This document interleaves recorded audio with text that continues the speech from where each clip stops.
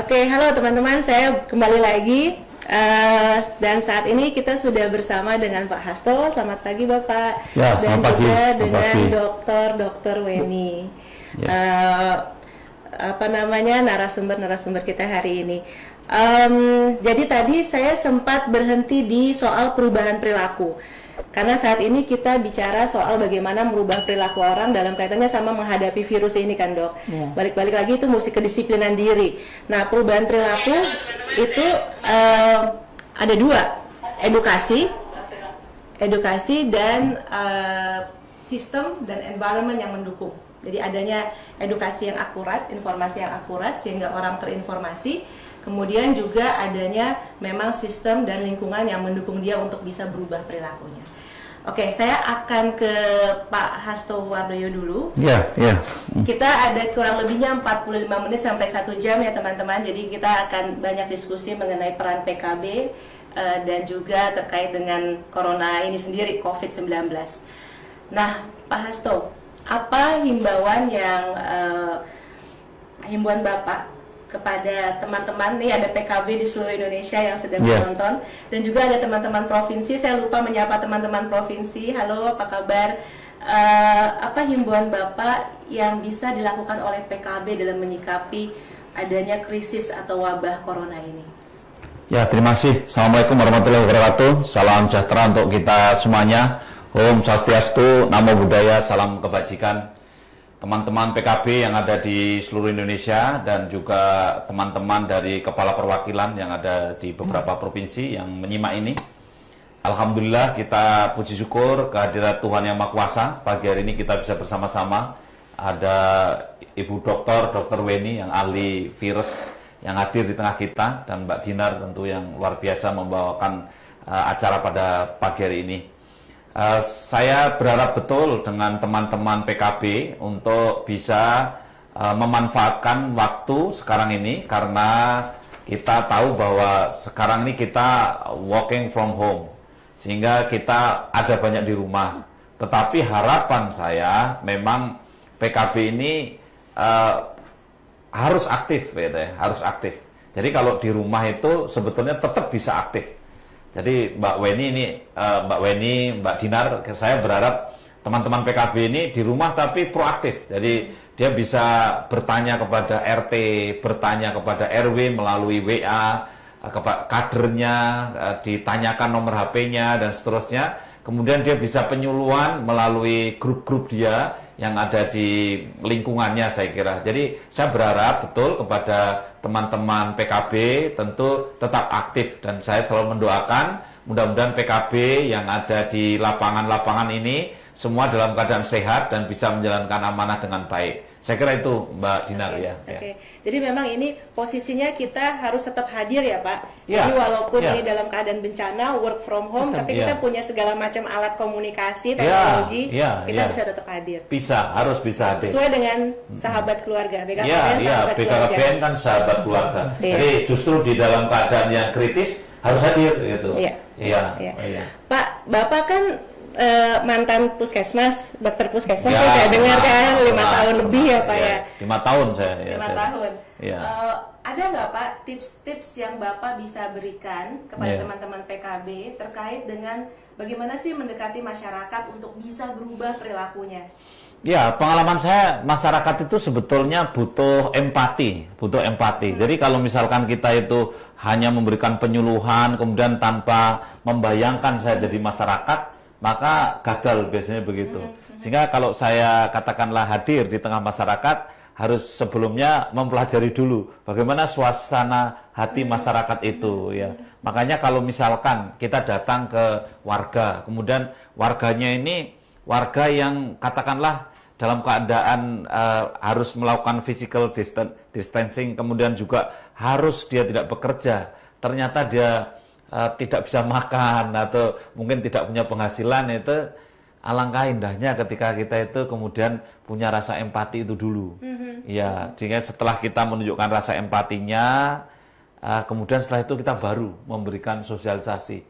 Jangan langsung gitu ya. Jadi kalau saya sebagai dokter puskesmas, ada orang yang miskin, kemudian dia kehabisan garam ibaratnya gitu.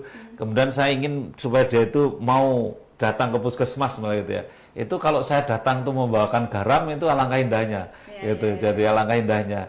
Makanya cobalah kita mempelajari seperti apa kondisi suasana batiniah dari masyarakat kita itu. Ya, baru kita memberikan penyuluhan gitu loh.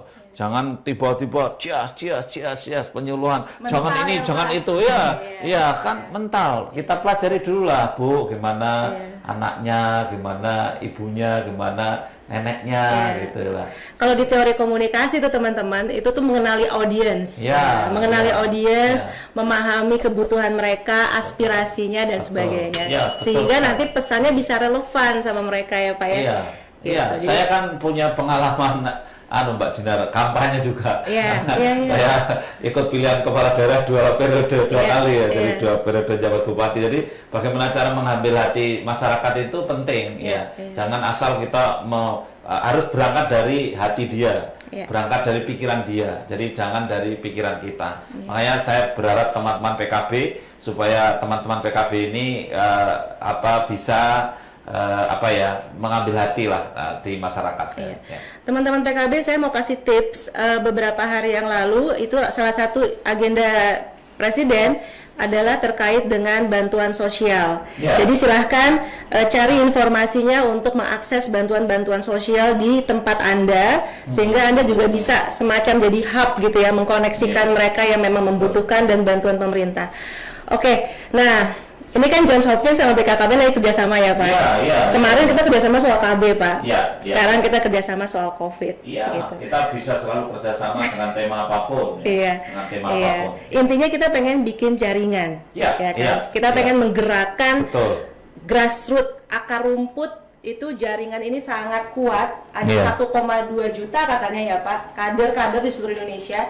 Bayangkan teman-teman kalau jumlah yang luar biasa ini semua bergerak untuk mengayomi perilaku yang dianjurkan. Moga-moga COVID cepat pergi. Bapak ada pesan-pesan terkait kerjasama kita, Pak? Kita ini kan seolah-olah ini merupakan suatu wabah. Ada juga yang menganggap ini suatu azab dan seterusnya lah. Tetapi kita harus membalik suasana ini ya. Jadi suasana yang kita anggap sebagai suatu wabah atau bencana itu kita balik menjadi sesuatu yang kesempatan yang bisa kita manfaatkan. Oleh karena itu tadi Mbak Dinar sampaikan kita bisa membangun jejaring kerjasama.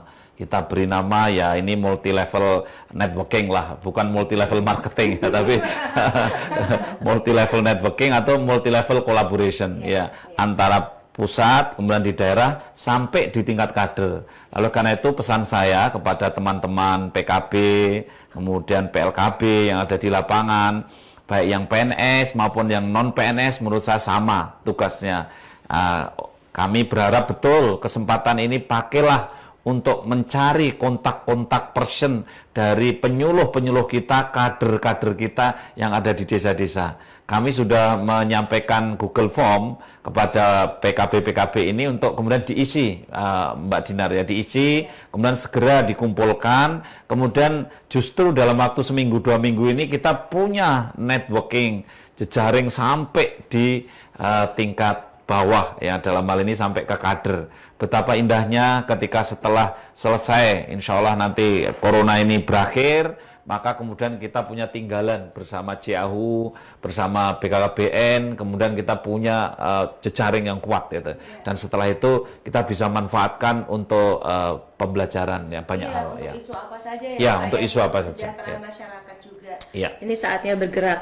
Tadi saya satu ya Pak ya, sebelum kita pindah ke topik berikutnya, saya tertarik sekali ketika Bapak menyebutkan mengenai azab atau musibah. Ini sepertinya juga satu hal yang perlu kita hati-hati juga nih teman-teman. Ada banyak semacam kepedulian. Jangan sampai kita melekatkan stigma pada penyakit ini gitu ya Bu ya. Pada orang yang terkena dengan COVID-19, khawatirnya ketika ada stigma, diskriminasi, konotasi yang negatif, berita-berita tentang dia diusir, dikucilkan dan sebagainya, orang jadi nggak mau mengakui kalau dia sakit ya Bu.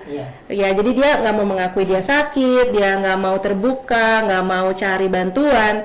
dan itu yang iya. Jadi tolong teman-teman, bahasa yang kita gunakan juga sangat sangat diperhatikan. Bagaimanapun juga kita sedang berusaha berkomunikasi dengan efisien dan efektif dengan audiens kita. Jadi memang di sana saat ini seperti itu ya Pak ya persepsinya. Jadi ya.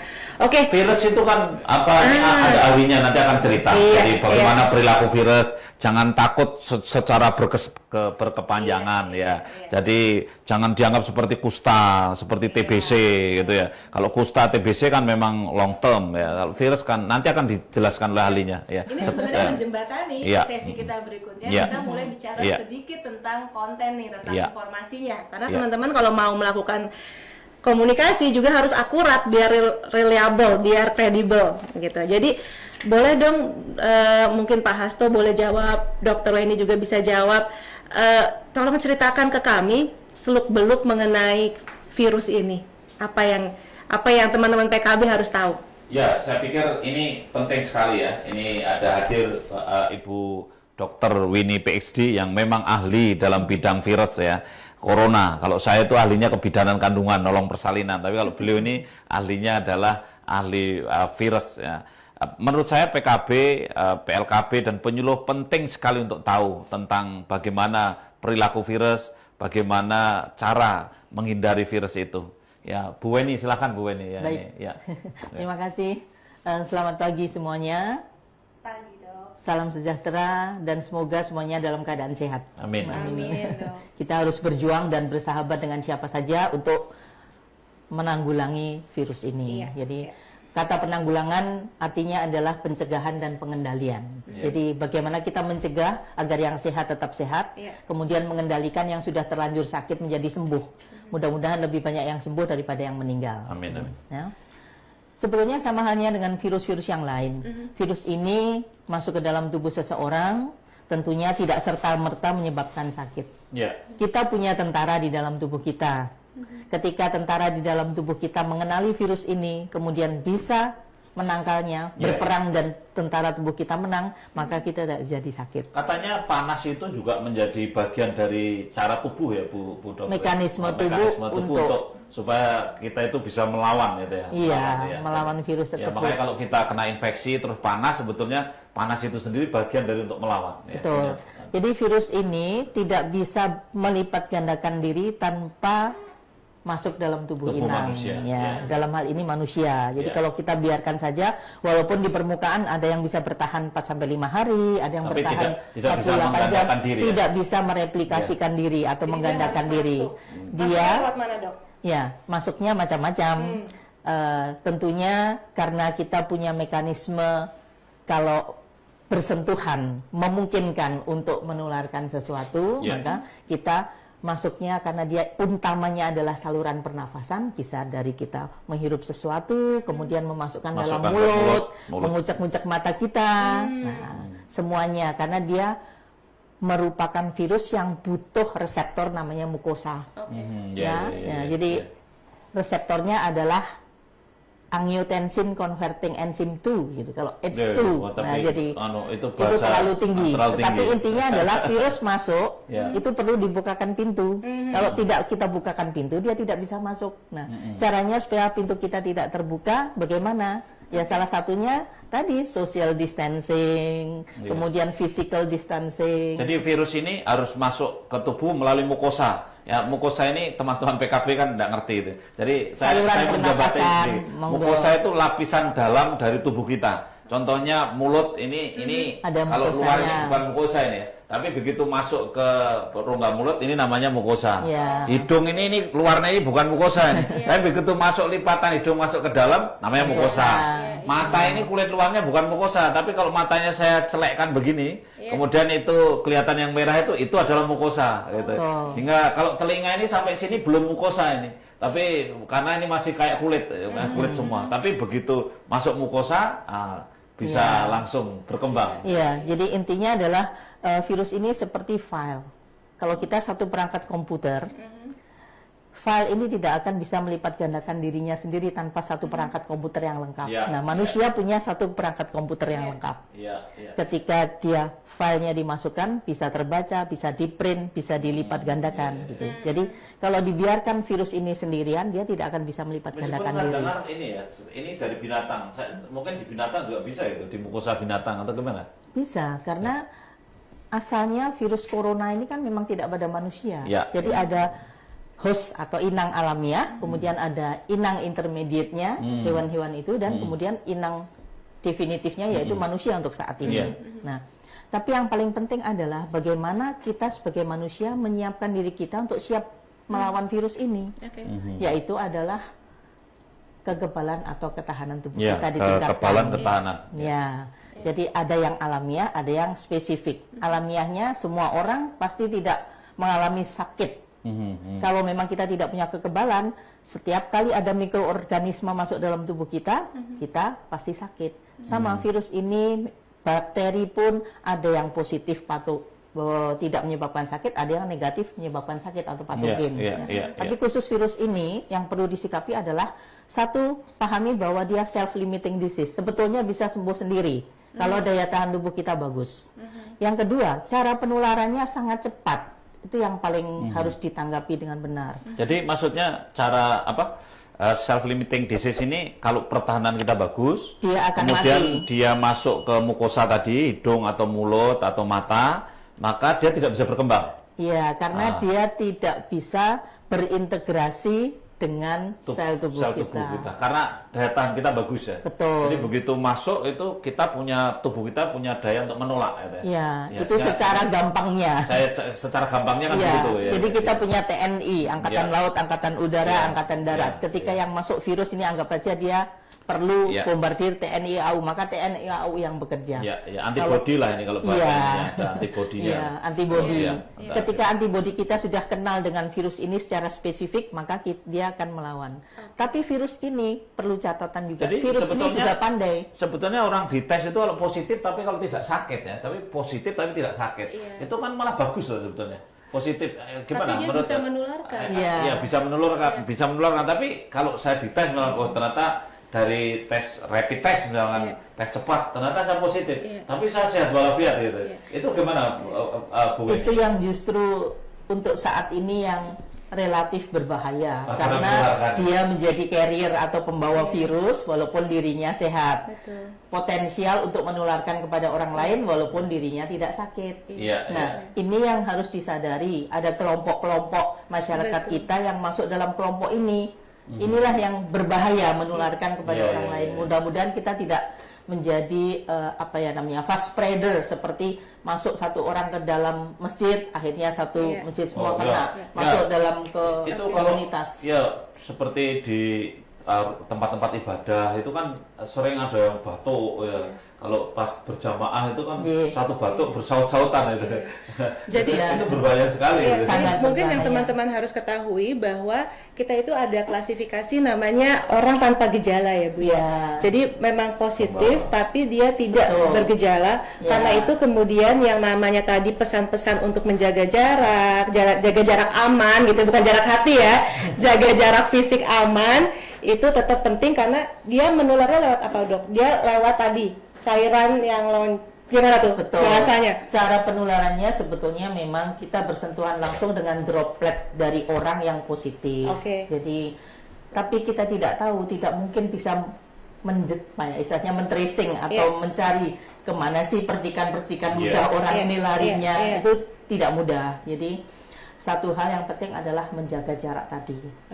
Nah, dia bisa hancur. Kan kita disarankan juga mencuci pakai sabun, Dok, selama 20 detik. Nah, itu boleh dijelaskan nggak, Dok? Apa sih yang sabun lakukan pada virus ini? Iya, virus ini selubungnya atau mantelnya adalah protein.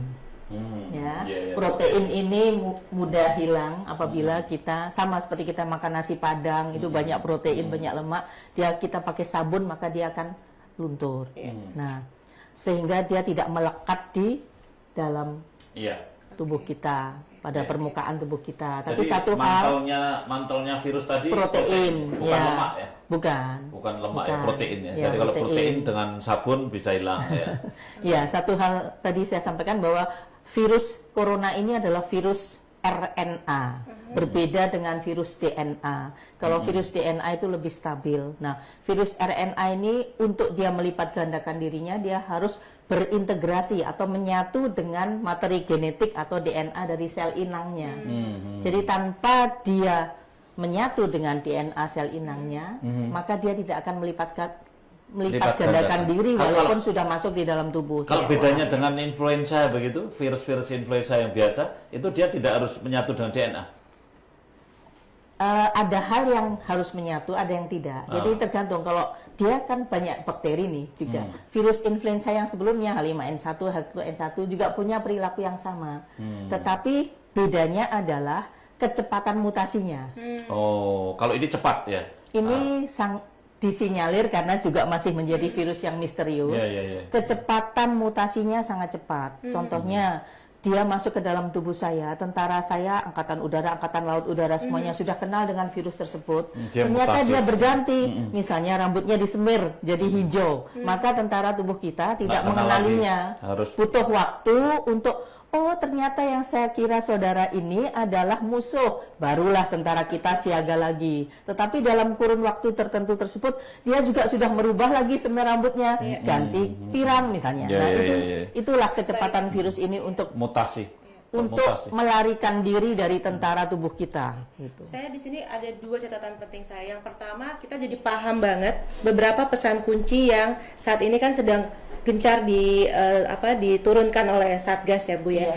Terkait misalnya cuci tangan pakai sabun. Karena memang itu bisa pecah oleh zat yang ada di dalam sabun tersebut. Jadi memang harus cuci tangan pakai sabun selama 20 detik.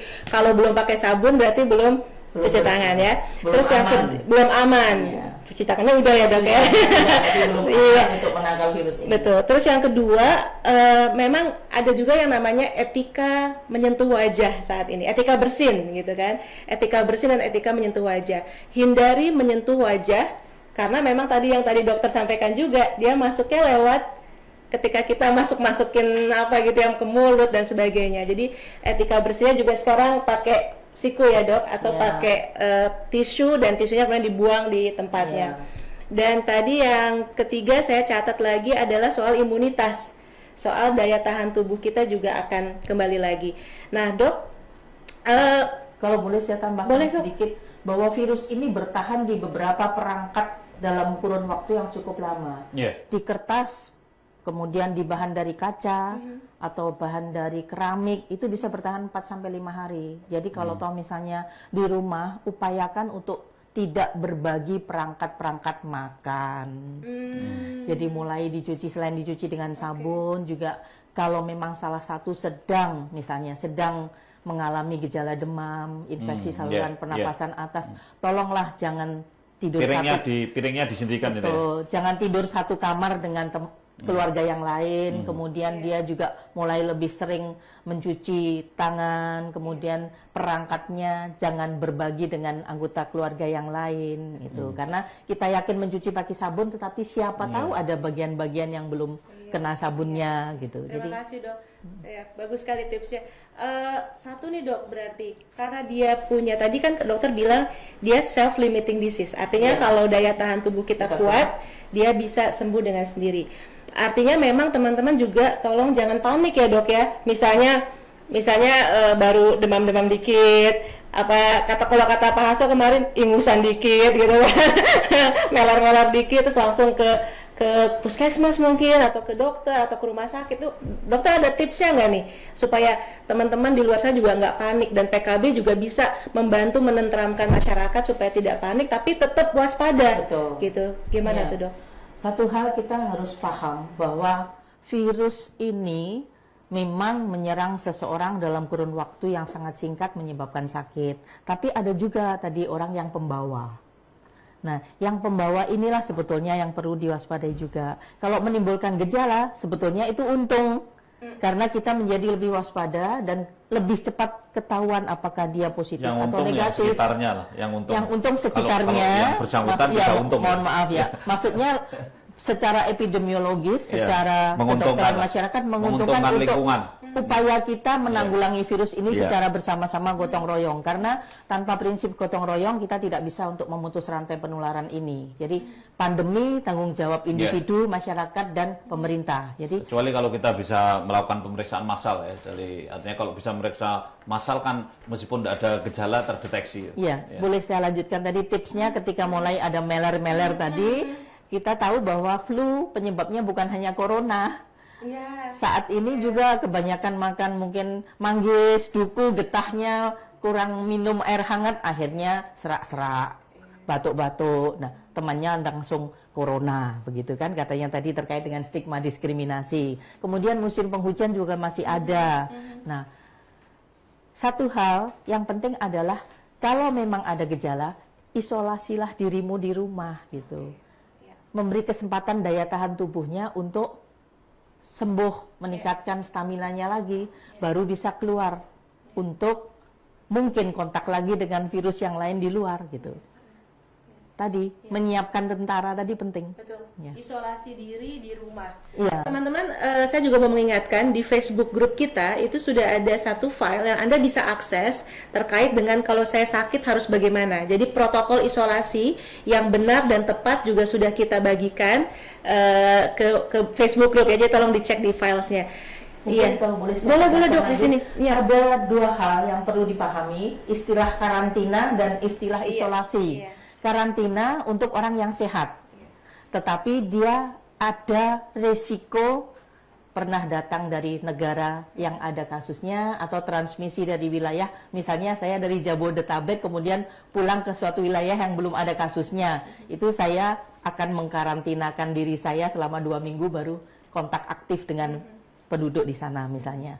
Yang isolasi ada 2 macam. Tapi meskipun sudah ada kasus kan tetap isolasi ya. Misalkan tadi pulang ke daerah yang belum ada kasusnya. Kalau misalkan dari Jakarta pulang ke daerah yang sudah ada kasusnya. Oh iya, kalau memang dia dengan gejala ini saya katakan, saya sampaikan dengan istilah yang kedua, perbedaannya adalah yang satu isolasi di rumah kalau itu tadi. Iya, iya. Isolasi di Tetap- rumah, tetap harus isolasi. Ya, Gitu. yang isolasi di rumah ini tetap memerlukan pemeriksaan hari pertama dan hari kedua. Kalau yang karantina tadi, pemeriksaannya hari pertama dan hari ke-14 untuk lebih yakin bahwa dia memang tidak terjangkit virus ini.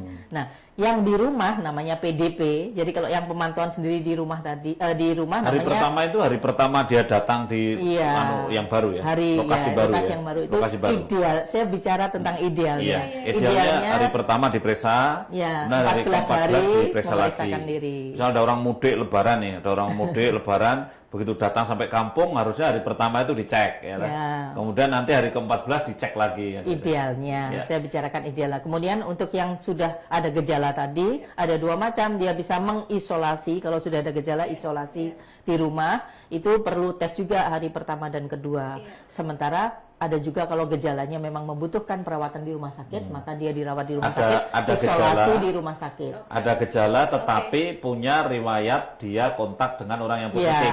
risiko ya, tinggi. Ya, jadi Ya. jangan sampai nanti punya persepsi, wah saya itu ada gejala karena batuk, Ya. pilek gitu. Tapi kalau dia tidak pernah kontak dengan orang yang Ya. terbukti positif, maka dia bukan pasien dalam pengawasan. Tapi bukan. dia masuk ODP saja.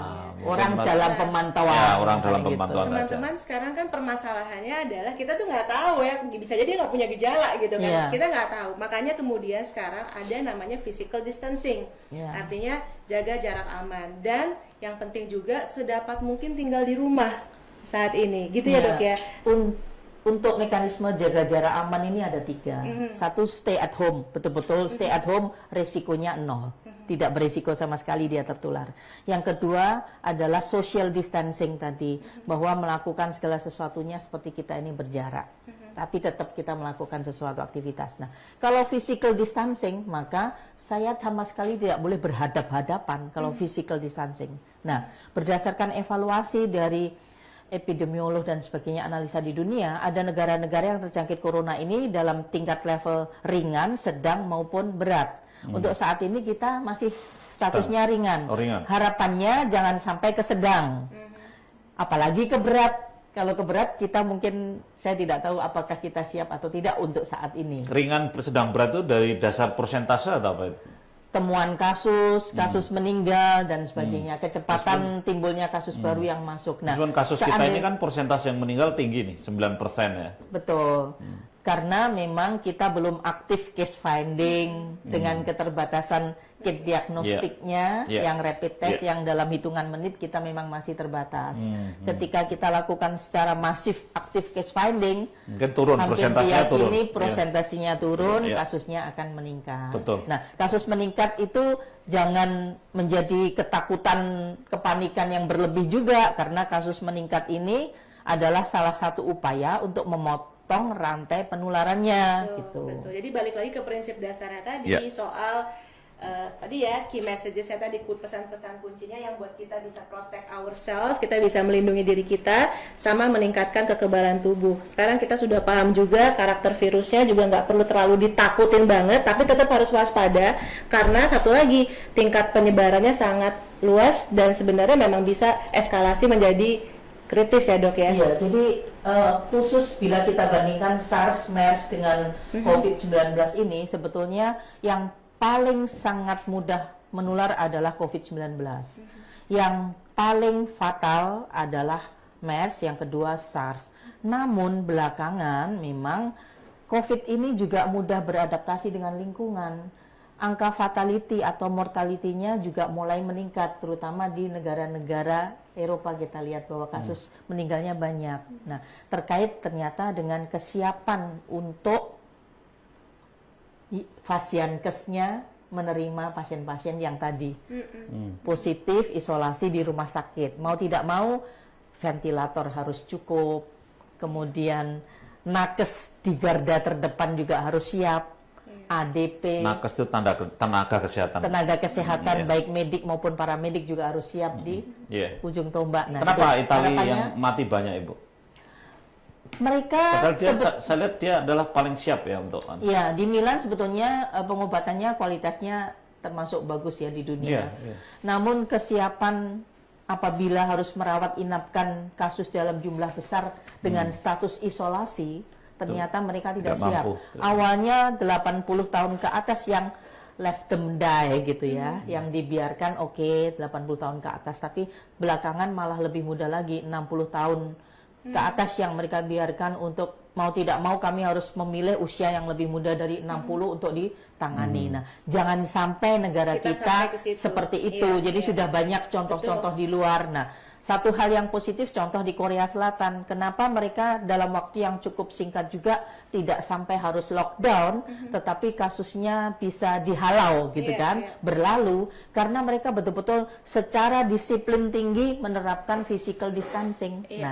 Jadi itu perlu kerjasama kita semua untuk memutus rantai pandemi ini.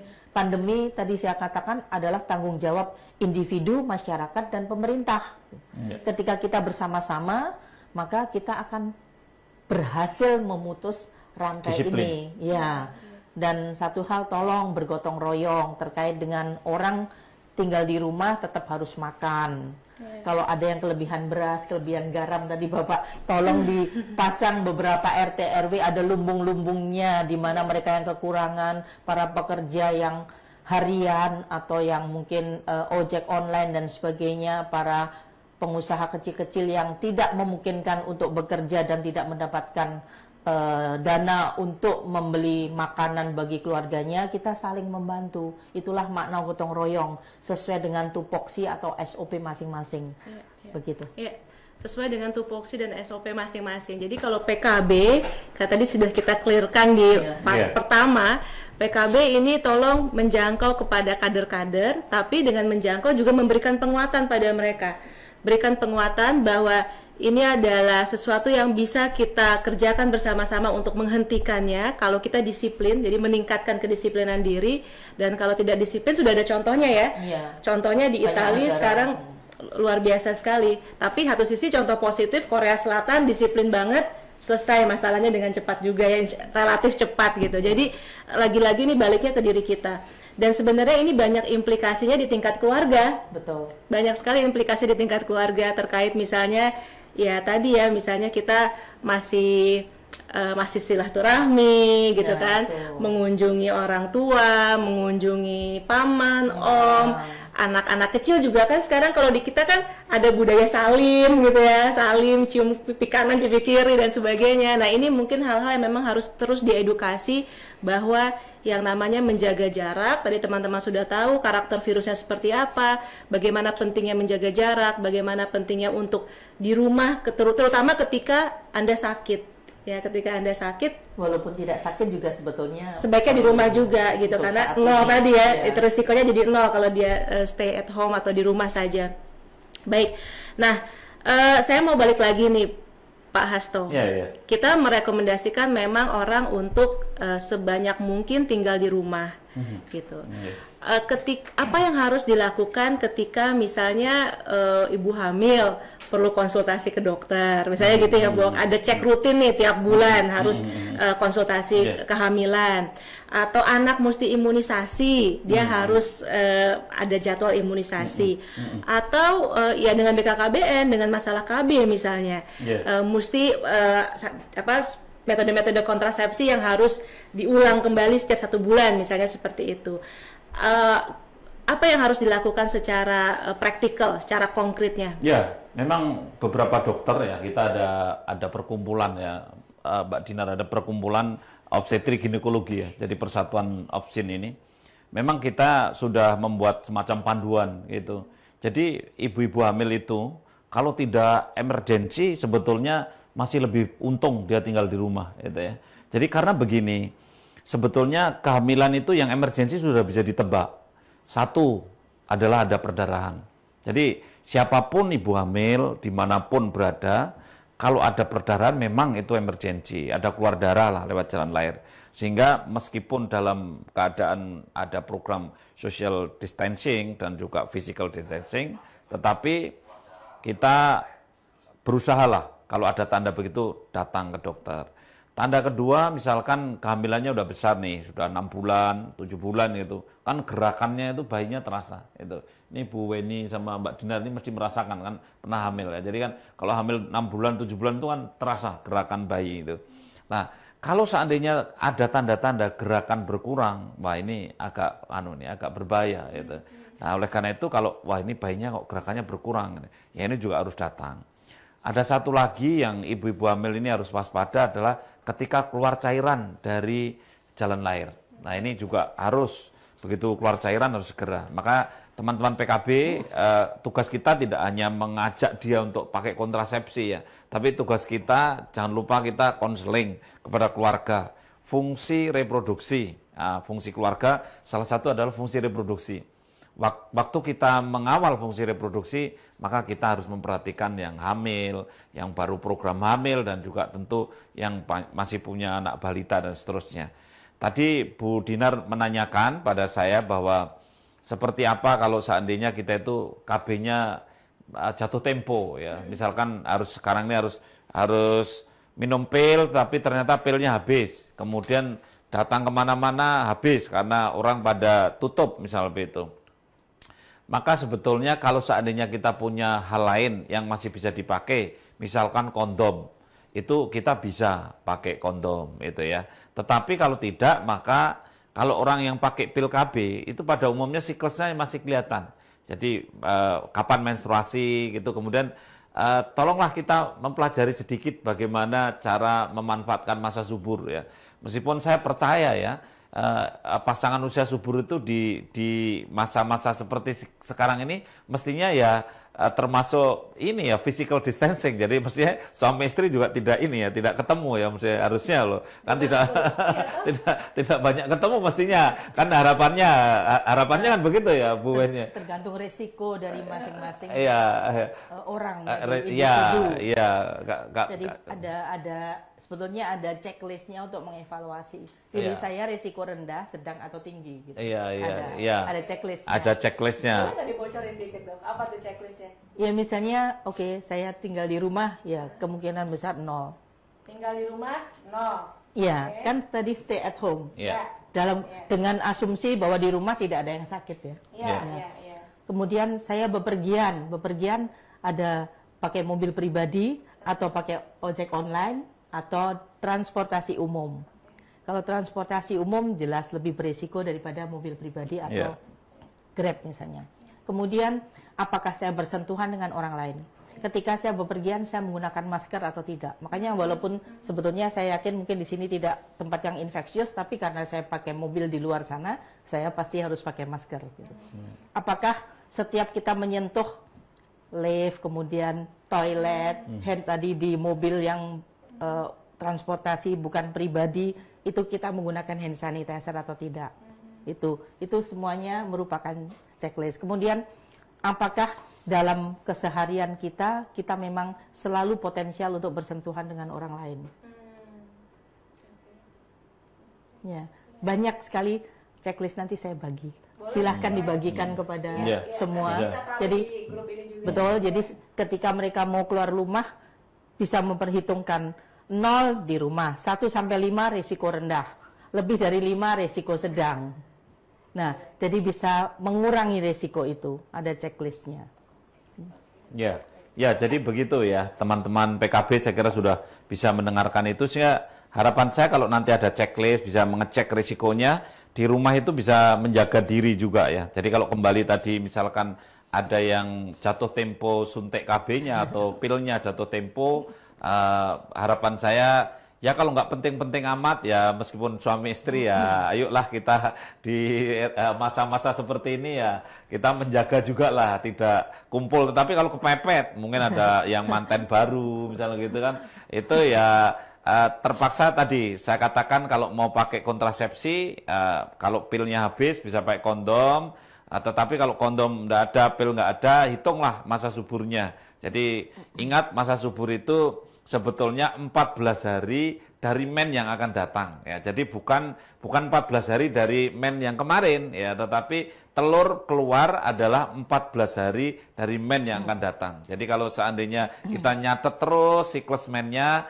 bisa menebak, oh saya itu mennya sering mundur 2 hari. Kalau sekarang itu mennya tanggal 16, berarti bulan depan mennya tanggal 18. Berarti telurnya bisa dihitung Don, 18 dikurangi 14. Berarti jatuhnya tanggal 4 itu ya. Tanggal 4 itu telur menetas, berarti tidak boleh hubungannya hanya 2 hari sebelum telur menetas sama kira-kira 1 hari setelah telur menetas kan gitu. Nah, mungkin hitungan-hitungan seperti itu PKB harus apa ya? Harus bisa belajar lah, sedikit belajar. Ini toh anak SMP aja tahu diajari, apalagi PKB ya. Terima kasih ya. Dok, satu lagi nih sebelum kita, dokter ada lagi mau ditambahin? Tentang bagaimana depo kalau perlu IUD atau KB dan sebagainya. Kalau memang seperti tadi pengantin baru itu manusiawi ya. Kalau ingin melakukan sesuatu, tapi sama seperti tadi, kalau memang masyarakat kita yang butuh makan, kita siapkan lumbung padi atau lumbung makan depo dapur umum, barangkali apakah tidak dipikirkan nanti dari BKKBN pada wilayah-wilayah tertentu ada semacam depo kontrasepsi lah, lumbung KB gitu. Jadi ya, yang obat kan, mungkin yang IUD. Ya masalahnya kan kita ini kalau tidak ada perubahan apa ya, istilahnya regulasi, kadang-kadang kan ini kan masalah obat. Jadi ketika sekarang ini Permenkes ya, Permenkes mengatur tidak boleh ada obat yang ditaruh di pos KB itu, karena itu obat ya. Sehingga akhirnya kalau kita dalam keadaan emergensi begini ya, harusnya ada aturan juga. Mudah-mudahan ada aturan, karena aturannya bukan di BKBN ya. Jadi aturannya ada di lebih tinggi lagi di Permenkes ya. Mudah-mudahan ada modifikasi. Mudah-mudahan ada modifikasi, kita berharap ada pengecualian lah mudah-mudahan. Pada masa kritis. Iya, kalau sementara ini kan kami mendistribusi alat KB ini unlimited juga. Jadi semua yang dibutuhkan gratis kita berikan. Hanya masalahnya tidak bisa di pos KB seperti zaman dulu gitu. Dulu kan masyarakat itu bisa ngambil di pos KB. Sekarang ini ngambilnya di tempat fasilitas kesehatan. Jadi di tempat bidan, di puskesmas. Tapi kan ini puskesmas tidak tutup. Bidan praktek swasta juga kita himbau untuk tidak tutup. Tidak himbau tidak tutup, tetap bisa melayani KB, melayani KB. Dan alat obat cukup sekarang. Hanya sekarang ini kan tidak boleh rame-rame ya, tidak boleh rame-rame itu yang menjadi kendala. Sementara kemarin dulu kan banyak suntik rame-rame, pasang IUD rame-rame kan gitu kan. Jadi mungkin mesti dicari juga jam-jam ketika sepi ya. Apa memungkinkan ya? Kayak semua udah pasti penuh nih.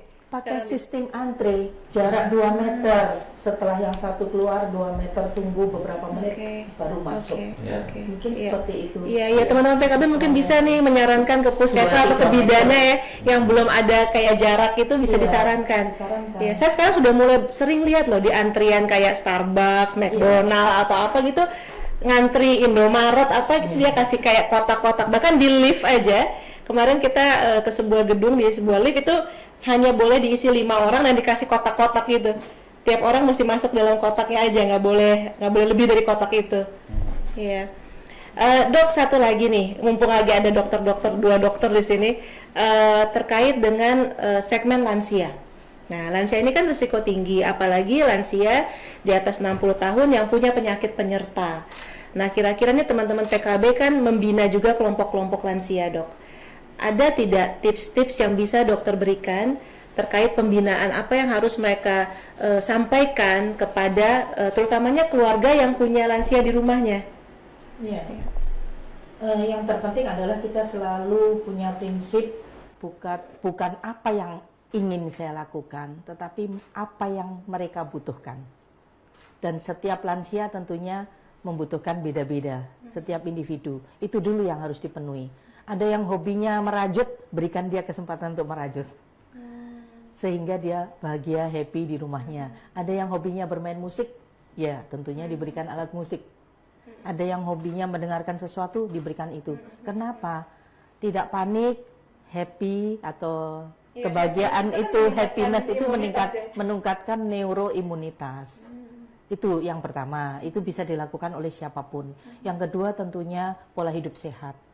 Meningkatkan asupan gizinya lebih dibandingkan yang lainnya. Dan jangan lupa berjemur, walaupun lansia yang mungkin di kursi roda, bahwa dia untuk berjemur langsung di sinar matahari untuk mendapatkan sinar ultraviolet yang beta.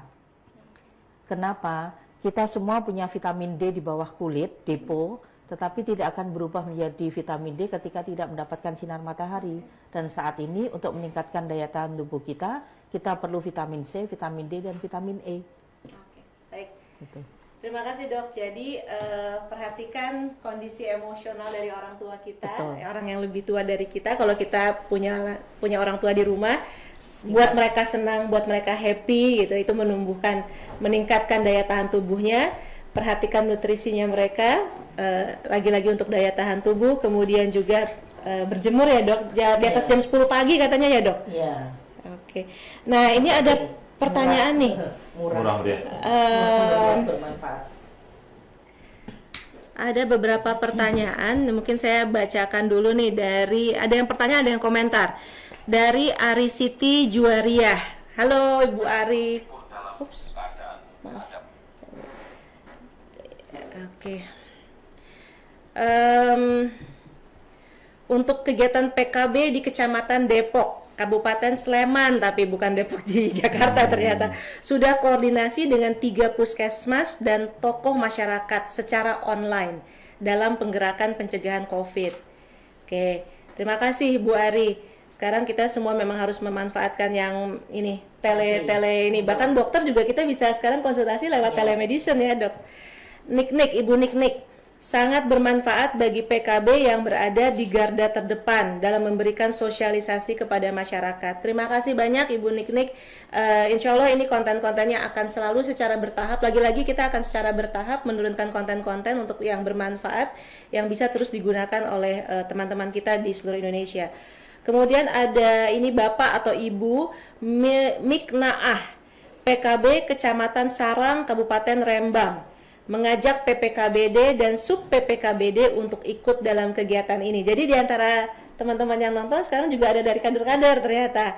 Oke, ada pertanyaan, bagaimana cara PKB menyikapi COVID-19? Rasanya tadi sudah dijawab ya, tetap aktif, Anda tetap jaga keselamatan diri Anda dan keluarga, lakukan physical distancing, gunakan metodologi-metodologi online, register ke form pendaftaran yang sudah dibuka oleh BKKBN, registerkan nama Anda sehingga Anda bisa terus terupdate dengan konten-kontennya. Kemudian terus lakukan edukasi kepada masyarakat. Jangan lupa APD. Jangan lupa APD kalau Anda harus keluar. jangan lupakan APD, alat pelindung diri. Terima kasih dok. Oke, nomor 2, penyuluh KB dari Bantar Kaung.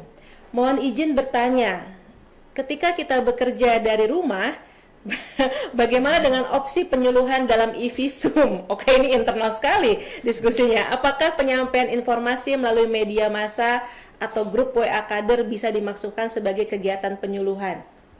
Ya, jadi kemarin kita sudah membuat surat edaran kepada mereka. Mereka tetap melakukan kegiatan itu dan nanti ada kebijakan-kebijakan, termasuk seperti yang kita di kantor ini, meskipun hampir 60% lebih, dia bahkan 80% tidak masuk, tetapi tokennya masih tetap diberikan ya. Oleh karena itu juga jangan khawatir untuk yang PKB ini, asalkan kemarin PR-PR dikerjakan. Jadi saya kasih PR untuk mempelajari tentang PK20. Tolonglah dipelajari PK20-nya, kemudian ajukan pertanyaan tentang PK20 itu ya. Kalau misalkan kita ingin cek Anda aktif atau tidak, kami dengan mengecek bahwa Anda belajar di rumah, ada PK20 yang jadi PR, kemudian Anda mengajukan pertanyaan dan mengajukan resume, kalau nggak salah begitu yang kita sampaikan lewat surat edaran kemarin. Dan saya kira tetap aktif, kalau ada aseptor-aseptor yang konsultasi bisa dilayani secara virtual ya. Dan saya menambahkan untuk teman-teman PKB, khusus untuk lansia tadi, sebetulnya kita ini orang-orang tua ini orang-orang yang rentan ya. Orang-orang yang punya kencing manis atau diabetes, kemudian orang yang punya gangguan jantung, kemudian orang kena ginjal, itu adalah orang-orang yang rentan. Perempuan terutama yang menopause, begitu perempuan itu usia 51 tahun dan tidak menstruasi, maka gangguan metaboliknya naik, gangguan metabolisme lemaknya menaik juga, sehingga dia punya daya tahan tubuh yang relatif rentan ya. Oleh karena itu tentu perhatian kita terhadap perempuan-perempuan tua itu juga menjadi hal yang sangat penting ya, karena mereka mempunyai daya tahan tubuh yang juga lebih rendah ketika situasi hormonalnya sudah berbeda ketika dibandingkan belum menopause itu. Nah, tadi Bu Dr. Weni sudah menyampaikan virus itu mati dalam keadaan panas ya dokter ya, jadi panas 26-27 derajat sudah mati. Oleh karena itu kita kalau tadi berjemur tujuannya sebetulnya mendapatkan panas ya. Tetapi kalau Anda itu mandi air panas juga sebetulnya sudah lumayan itu. Jadi kalau tidak ada matahari ya, kemudian bisa dengan mandi air hangat, itu juga sudah memberikan satu pencegahan terhadap adanya virus corona ya. Mungkin hal-hal itu sebagai tambahan. Terima kasih. Oke, saya lanjut ya ke teman yang lain.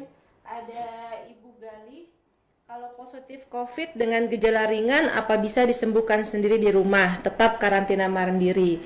Tadi sudah dijawab ya Bu ya?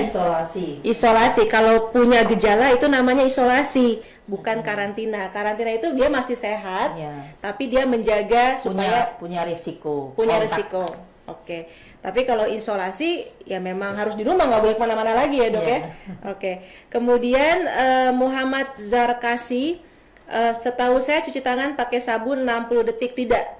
Anjuran dari pemerintah adalah cuci tangan pakai sabun minimal 20 detik. Jadi minimal 20 detik ya. Kemudian seberapa, nah ini mungkin bisa dibantu dijawab dok dari Ibu Erni. Seberapa urgent sih pemakaian hand sanitizer dan apa yang harus dilakukan kalau kehabisan stok? Karena memang kan kita menyarankan orang untuk bisa, karena kita tidak tahu mana yang kita sentuh gitu. Nah ini bagaimana kalau kehabisan stok, karena di mana-mana habis? Cuci pakai air mengalir dengan sabun. Iya, usahakan setiap menyentuh sesuatu yang kemungkinan sudah pernah disentuh oleh orang lain, langsung cuci tangan pakai sabun juga. Kemudian hand sanitizer, kenapa itu dibutuhkan? Dia memang bersifat bakteriostatik atau virostatik, jadi dia akan menangkal itu. Tetapi kalau memang tidak ada, pakai alkohol juga boleh. Ya, kalau alkohol pun tidak punya, pakai sabun tetapi sesering mungkin. Iya, oke. Dan nggak usah sentuh-sentuh wajah dulu deh ya, karena tadi masuknya lewat tadi ya mukosa tadi dok. Selain itu kalau mau makan ya bukan hanya wajah. Kita ingin makan, memasukkan sesuatu ke mulut kita, kalau kita tidak bersih, tidak cuci tangan dulu pakai sabun, kemudian sehabis ke toilet tidak cuci tangan pakai sabun, menyentuh makanan, masuk juga kita sendiri yang memasukkan virus tersebut gitu. Ya, oke. Kemudian ada lagi dari Ibu Esther, izin Pak, buatkan surat edaran untuk setiap kabupaten kota agar menggunakan fasilitas kita untuk digunakan seperti mobil Mupen atau kendaraan lainnya. Karena ada kabupaten kota yang tidak menindaklanjuti instruksi atau surat edaran Bapak dari pusat. Kami PKB siap bekerja sampai ke akar rumput, tapi tidak difasilitasi untuk membantu peran kami sebagai PKB. Surat edaran mengenai Mupen. Ya, baik. Ya, saya mengerti maksudnya. Jadi kemarin dulu ada masukan-masukan dari teman-teman PKB yang sangat bagus menurut saya.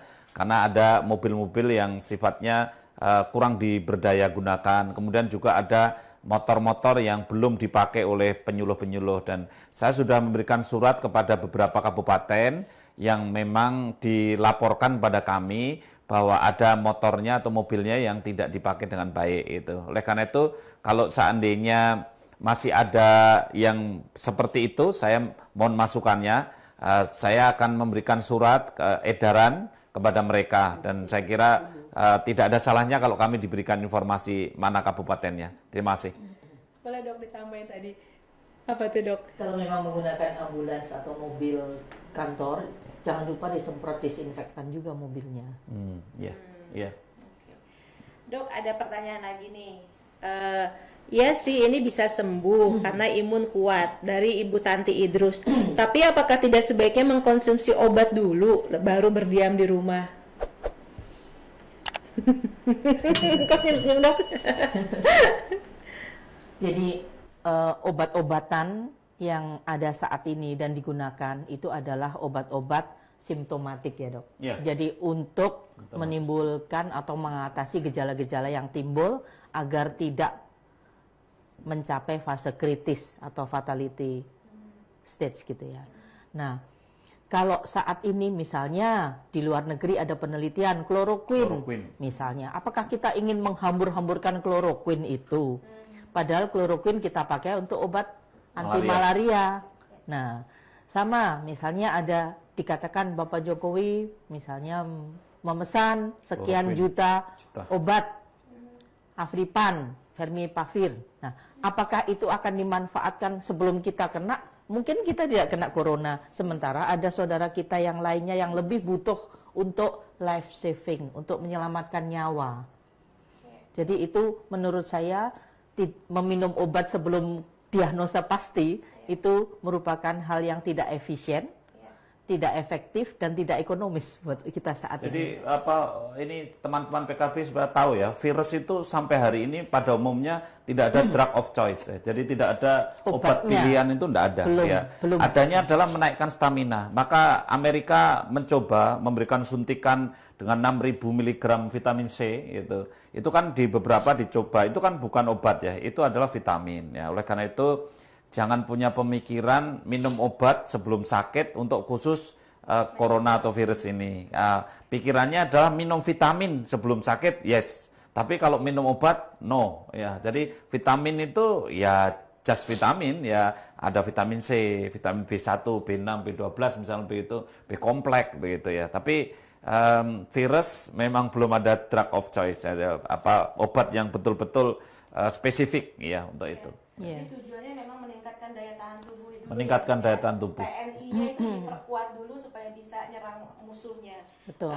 Terus kayaknya juga ketika kita isolasi mandiri bukan berarti nggak ngapa-ngapain, tapi pantau dengan aktif suhu tubuhmu gitu kan. Gejala-gejala klinisnya itu apakah memburuk, apakah membaik, dan sekarang teman-teman juga kita punya pilihan kok untuk ke aplikasi-aplikasi telemedicine lumayan ya Dok, buat konsultasi terus kalau kita khawatir. Tetap memantau warga-warga binaannya melalui online sistem chatting, membuka komunikasi, diskusi, misalnya membuka kalau ada yang mau konseling lewat WA, lewat telepon. Tetap kalau tidak bisa mendapatkan jawabannya mungkin bisa konsul ke Dokter Hasto dan sebagainya. Ada dari Ibu Nurfaida terkait physical distancing, Bagaimana metodenya tadi sudah dijawab ya. Jadi minimal 1 meter. Kami ini sekarang sedang physical distancing. Ini social distancing. Ini social distancing. Physical distancing saya harus begini. Balik Pak Hasto harus balik badan. Saya harus Ini namanya physical distancing. distancing. Sama sekali tidak berhadap-hadapan. Kemudian, jadi menghindari kerumunan juga kan dok ya, berarti menghindari kerumunan. Ya, itu social distancing. Oke. Kemudian Gusna Yati, butuh mental yang kuat karena banyak kebiasaan yang harus kita rubah, terutama di lapangan. Bagaimana dengan akseptor yang minta segera dilayani seperti IUD dan implan? Ya, saya kira tetap bisa dilayani ya. Teman-teman PKB yang ada aseptor yang minta pasang IUD, kita bisa komunikasikan dengan bidan. Kemudian bidan kita kirim pasien itu ke bidan, mungkin tidak harus diantar, tetapi orang sehat ya, bukan pasien ini ya. Ini adalah aseptor. Aseptor ini umumnya orang sehat. Hanya waktu dilayani di klinik-klinik itu adalah jaga tadi ada social distancing atau physical distancing. Dan saya beberapa waktu yang lalu saya masih juga meriksa pasien ya, kira-kira 2 minggu yang lalu atau bahkan seminggu yang lalu itu saya juga bisa dengan physical distancing ya. Jadi saya berusaha untuk tidak memandang wajah pasien itu, bahkan saya juga bisa mengatur jarak begitu. Sebetulnya masih sangat memungkinkan itu, masih sangat memungkinkan. Sekarang ini kalau pasang IUD itu bisa pakai screen ya, pakai screen, kemudian posisi litotomi, kita datang, screennya sudah terpasang sehingga kita bisa juga physical distancing. Saya kira harapan saya masih bisa terlayani untuk pasang IUD atau apalagi hanya suntik ya. Suntik itu malah physical distancing itu dokter. Karena Pak yang disuntik menghadap ke sana, yang nyuntik dari sini gitu. Jadi kalau saya nyuntik pasien itu kan pasiennya saya suruh menghadap ke sana, terus nyuntik pantatnya dari sini gitu. Jadi itu wah sangat physical distancing. Iya, begitu Mbak Dinar. Yang lain ada pertanyaan soal e-visum tadi sudah dijawab ya teman. Kemudian terkait dengan virus masuk ke tubuh kalau pintunya dibuka, gimana supaya pintunya menutup. Saya pikir tadi sudah dijawab ya, dengan imunitas tubuh, dengan melakukan hal-hal yang tadi disarankan. Menghindari kontak atau sentuhan. Menghindari kontak dan sentuhan. Kemudian sering mungkin cuci tangan pakai sabun ya. Kemudian melakukan pelayanan KB gratis di saat kondisi sekarang ini. Ya, selalu kita tadi udah dijawab. Pelayanan KB kita gratis ya. Jadi kita hanya tidak boleh massal, tetapi pelayanan kita berikan secara gratis. Iya. Kemudian soal berjemur jam 10 pagi bisa dilakukan berapa lama? 15 menit setahu saya dok ya? 15 sampai 25 menit. 15 sampai 25 menit itu dari Ibu Anissa. Kemudian bagaimana bisa KIE kalau harus physical distancing? Tadi sudah dijawab, gunakan alat teknologinya. Kemudian ada lagi buka soal jendela rumah untuk sirkulasi. Sirkulasi udara, ini pas banget nih pertanyaannya mengenai berjemur juga, sekalian dengan sirkulasi udara. Kemudian dari Pak Yusuf nih, bagaimana nih kalau menghadapi masyarakat yang masih sering kumpul, keras kepala, sudah diberi himbauan, mohon tanggapannya. Ya, saya pikir ini memang penggerakan di masyarakat, kerjasama dengan kepala desa, RT, RW. Ya. Dan mungkin secara faktual disampaikan saja, kalau boleh saya sampaikan, apakah kita ingin seperti di Malaysia, apakah kita ingin seperti di Italia, apakah kita ingin seperti di Korea sebelum mereka melakukan physical distancing gitu. Jadi mari kita bertanya pada diri kita sendiri gitu. Jadi harapannya butuh kerjasama tadi, semua pihak, individu, masyarakat dan pemerintah pada saat yang bersamaan serentak. Kalau tidak, maka kita akan social distancing atau physical distancing lebih lama lagi, karena 14 hari yang ini baru masuk, 14 hari yang ini baru masuk. Jadi tidak habis-habisnya kita harus dalam masa inkubasi masal ini gitu. Jadi ya memang harus melakukan penggerakan teman-teman PKB. Jadi bukan hanya kita terus KIE, tapi kerjasama juga menjangkau sektor-sektor yang lain, terutama juga teman-teman yang ada di grassroots. Oke, kemudian tentang gagang pintu yang sering dipegang, ATM dan sebagainya. Ya itu cuci tangan pakai sabun sesering mungkin ya. Handle itu cleaning service di tempat-tempat tertentu dia setiap 20 menit sekali akan membersihkan itu dengan disinfektan. Oke. Dan Di tata cara buka pintu itu sebenarnya Iya. seperti yang dikerjakan dokter-dokter ya. Jadi Iya, kita pakai ini kan badan. pakai sikut ya, atau Iya, pakai pakai badan. sikut, Jadi pakai jangan badan. pakai tangan ya, jangan pakai tangan. Tapi kalau kita mau buka handle pintu ya pakai sikut begini. Kan sikut kita tidak pernah untuk makan, tidak pernah untuk apa ke mata ya. Jadi kalau toh sikutnya itu on steril, maksudnya tidak kemudian kena, itu kan sikut ini aman. Jadi kalau kita pakai punggung, kalau buka pintu pakai punggung, itu saya kira itu salah satu cara. Ya. Satu lagi kalau boleh tadi menyinggung masalah ATM, yang paling potensial juga untuk menularkan adalah uang. Nah, siap-siaplah dengan plastik ketika kita mendapatkan uang atau ATM setelah mengambil suatu tempat, maka dimasukkan dalam plastik itu sebelum kita masukkan tas. Sampai di rumah, jemurlah semuanya itu di terik matahari. Jangan di jalan ya. Di rumah. Nanti saya ambil. Oh, di jalan virusnya hilang, tapi Uangnya sama hilang, uangnya. uangnya juga hilang. Jadi itu salah satu hal praktis tetapi sangat potensial untuk memutus rantai penularan. Pasti hilang itu. Itu sangat praktikal, teman-teman, bisa disampaikan kepada kader-kadernya. Rumah pribadi harus disemprot disinfektan tidak? Rumah pribadi tidak, selama di dalam rumah tersebut tidak pernah ada yang positif. Oke. Tetapi tetap menjaga kesehatan pada umumnya. Namanya healthy lifestyle itu bukan hanya individu tapi juga tempat tinggal, Iya. pola makan, kemudian bagaimana kita bersosialisasi dengan tetangga. Iya. Ya kalau di tetangganya ada demam berdarah, mau tidak mau kita juga harus Dan mengupayakan. nyemprot itu kan ini ya, kalau yang kita lihat ya ini ya Mbak ya. Jadi kan sering semprotannya itu kurang lama kalau menurut saya. Jadi kadang-kadang nyemprotnya itu cuman ya apa sepintas gitu. Nah, ya, Padahal teorinya kan kalau ada virus di meja kena terpapar oleh semprotan itu, karena semprotannya ada alkoholnya atau ada klorinnya, sehingga klorin dan desinfektan itulah paling tidak tadi 20 detik tadi, 20 detik itu dia ngenai virusnya baru mati. Kadang-kadang kan kita wes itu. Ya nggak sempat nempel itu. Bener juga caranya. Iya. Jadi sebetulnya kadang-kadang aduh saya gemes juga lihat itu. Dan juga di beberapa kantor pintu masuk sudah mulai ada disinfektan chamber.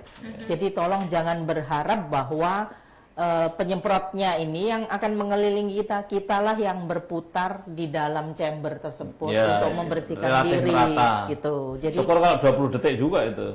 Iya, biasanya Ya, 20 sampai 30 20 sampai 30 walaupun detik, alkoholnya cukup banyak habisnya, tetapi lebih aman, dan ini sudah mulai banyak dilakukan di kompleks-kompleks perumahan. Sudah banyak chamber disinfektan chamber begitu, yang seperti mungkin udah nonton di TV Ibu Risma, tetapi tidak semahal itu, dengan modifikasi lingkungan mereka masing-masing, dengan swadaya mandiri mereka buat itu di setiap masuk kompleks perumahan, masuk kompleks gang-gang tertentu. Jadi kita itu sering menggunakan desinfektan, menggunakan alat-alat itu tujuannya untuk membasmi kuman, tetapi karena tidak tahu patofisiologi asal-usul caranya akhirnya salah ya. Ibu-ibu bidan yang nyuntik, ini PKB juga sering ketemu dengan bidan, nyuntik itu kan diolesi pantatnya pakai alkohol, begitu. Itu kan terus langsung disuntik itu. Padahal teorinya tunggu dulu dong, ya tunggu dulu. Jadi kalau antara makanya akhirnya apa? Protokolnya akhirnya udahlah nggak usah diulas pakai alkohol. Karena panas. Iya, karena nggak ada artinya, orang dia set langsung tusuk ya. Jadi kalau ada bakteri ya tetap masuk dong ya. Jadi ditunggu 20 detik kan? Iya, 20 detik itu sudah paling minimal itu, sebetulnya minimal sekali 20 detik itu. Karena saya setiap hari nyuntik ibu saya yang insulin. Ya, itu kalau pakai alkohol itu nggak ada artinya kalau kurang dari 20 detik. Ya untuk apa? Itu kan paling-paling untuk dingin-dingin aja itu. Tapi tujuannya kan untuk mematikan yang ada di kulit supaya kalau kita tusuk bakterinya tidak masuk. Karena kalau masuk jadi abses, jadi bengkak, bernanah itu. Tapi kan orang tuh sering ya kalau saya oles itu terus nunggu dulu kan rasanya gimana gitu loh. Celananya diplotrok kan, kemudian langsung dioles terus ditunggu dulu, itu kan rasanya kurang enak ya. Umumnya langsung des gitu. Nah itu juga supaya dipahami. Kalau pada saat seperti ini itu menjadi catatan. Iya. Walaupun alkohol dingin itu semacam superficial analgetik juga sebetulnya. Iya, tapi tidak mematikan kuman sama sekali atau tidak mematikan mikroorganisme. Iya. Oke, teman-teman, masih banyak pertanyaan yang kita terima. Cuman tadi saya sempat scanning aja secepat, rasa-rasanya banyak juga yang berulang pertanyaannya. Jadi video ini direkam teman-teman, jadi akan kita letakkan juga di Facebook Group. Silahkan Anda ulangi lagi dari awal. Tadi banyak sekali konten-konten bermanfaat, teknis yang bisa membantu Anda untuk bagaimana kemudian mengkontekstualkan pesan kuncinya gitu. Jadi saya ulang lagi beberapa pesan kuncinya. Yang penting tadi adalah menghindari keramaian, sedapat mungkin berdiam di rumah, menjaga jarak aman, mencuci tangan selama 20 detik dengan sabun dan air mengalir, jangan menyentuh wajah, dan soal imunitas. Kita juga tadi banyak diskusi terkait dengan banyak sekali. Teman-teman bisa lihat lagi videonya, lihat lagi filenya. Saya pikir mohon maaf tapi sepertinya kita harus selesai, sudah hampir 1,5 jam, 2 kali lipat nih. Boleh beberapa detik pesan? Boleh dong. Ada himbauan untuk menunda ke dokter gigi, dokter mata, dokter THT, dokter saraf atau dokter jantung kecuali ketika Anda mengalami kegawat daruratan. Itu saja. Karena akan memicu penularan tadi. Oke, baik. Untuk Terima sementara. kasih. Baik, terima kasih dokter. Baik, saya tidak akan mengulangi lagi teman-teman. Cuman satu saja. Tolong segera kalau Anda belum registrasi ke formulir pendaftaran untuk petugas lapangan lawan COVID-19, segera register sekarang. Anda akan mendapatkan konten-konten seperti ini. Kita akan lakukan secara bertahap agar Anda juga tidak kewalahan menerima semuanya, dan kita juga minta teman-teman aktif mendaftarkan minimal 20 orang saja di jaringan di desa untuk kemudian bisa dilakukan edukasi, penggerakan, dan meneruskan pesan-pesan ini, karena kita semua inginnya ini adalah perubahan perilaku di tingkat masyarakat. Tadi sudah sempat disinggung, ada contoh Korea Selatan, ada contoh Malaysia, Italia. Yang sekarang kondisinya lebih parah dan perlu tindakan yang lebih militan dari negaranya gitu. Jadi kita mau pilih yang mana, ini tergantung kita soal disiplin diri, dan teman-teman PKB bersama kader itu adalah punya peranan yang sangat strategis sebenarnya untuk bekerja bersama masyarakat bagaimana supaya perilaku ini bisa berubah dari yang budaya nongkrong, budaya kurang memperhatikan instruksi dengan jelas, budaya menggampangkan. Kan kadang-kadang suka gitu ya dok, saya kayaknya nggak akan sakit deh gitu, cuma sebentar aja ke sana gitu kan. Itu masalah-masalah kedisiplinan. Jadi tolong kerjasama dengan seluruh pihak di jaringan akar rumput. Baik, terima kasih Dokter Weni, terima kasih banyak. Semoga kita ketemu lagi lain waktu. Amin. Dok, dalam keadaan sehat terus. Ya. Dokter Pak Hasto juga semoga selalu dalam keadaan sehat. Terima kasih, dan pesan saya yang terakhir untuk teman-teman PKB, saya ucapkan terima kasih atas respon dan partisipasinya, dan kami mengirimkan namanya Google Form yang kepada semua PKB. Mohon untuk diisi nomor-nomor kontaknya dari kader-kader yang ada. Kita cicil mulai sekarang, kemudian disampaikan ke lini lapangan, dan memang kita di bulan Mei juga akan mendata semua kader, jumlahnya 1,2 juta, karena di bulan Juni kader-kader itu akan melakukan pendataan keluarga. Sehingga meskipun kita belum Mei, tetapi kalau sudah terkumpul 1,2 juta, saya kira ini penting untuk kita pakai untuk sosialisasi corona ini. Saya kira itu saja hal yang penting sekali kami untuk mendapatkan kontak person dalam waktu singkat. Terima kasih Mbak Dinar. Terima kasih teman-teman, terus sehat, terus bekerja, berproduksi terus untuk masyarakat kita. Terima kasih, sampai ketemu lagi ya. Dan jangan lupa salam berencana. Berencana itu keren ya. Salam keluarga berencana itu keren. Terima kasih. Baik, terima kasih banyak dok. Sama-sama.